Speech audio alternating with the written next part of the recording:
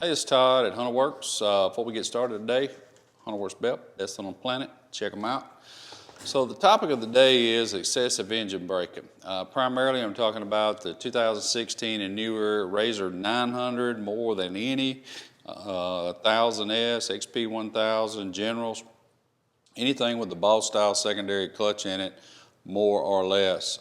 So when I get a lot of emails about this, and the very first question I ask that person is, how many miles is on it? The number one question is more than 3,000 miles on it. Now, interestingly enough, you wouldn't think 3,000 miles is a lot of miles, but the average lifespan of a Polaris primary clutch is 2,500 to 4,000 miles.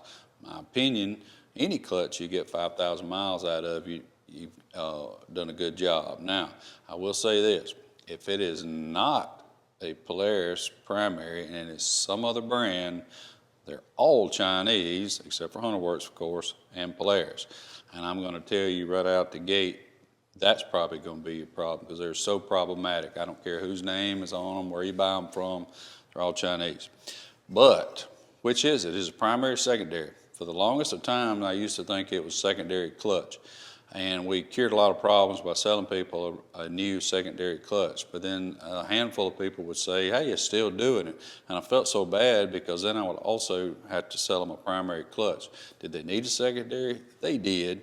But I just felt bad because I didn't have the answer. So the answer is, if you're having excessive engine braking, and this year 16 to right now it's 23, chances are it's just wear in one of the clutches, and you have two choices. And here's my new answer to these people today that complain about excessive engine braking. I say your two choices are do nothing and live with it until it fails, and then start completely over, hopefully with Hunterworks, hopefully better, fresh new parts, or start over with that today. If it's bothering you that bad, the best thing to do is start all over and do an alignment also at the same time. Get our alignment tool, check shaft spacing, alignment, new clutches, problem goes away.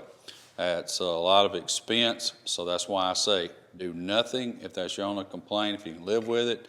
If not, it does seem that you're spinning your wheels buying one or the other most of the time. And unfortunately, the issue cannot be pinpointed because it is wear.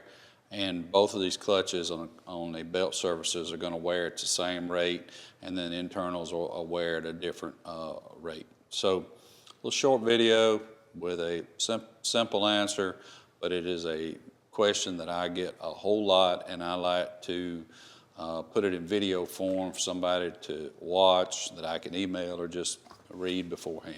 So, got any questions? Todd at Hunterworks.com, best belt on the planet, and I hope now the best clutches on the planet. Thank you so much for what you guys do for us.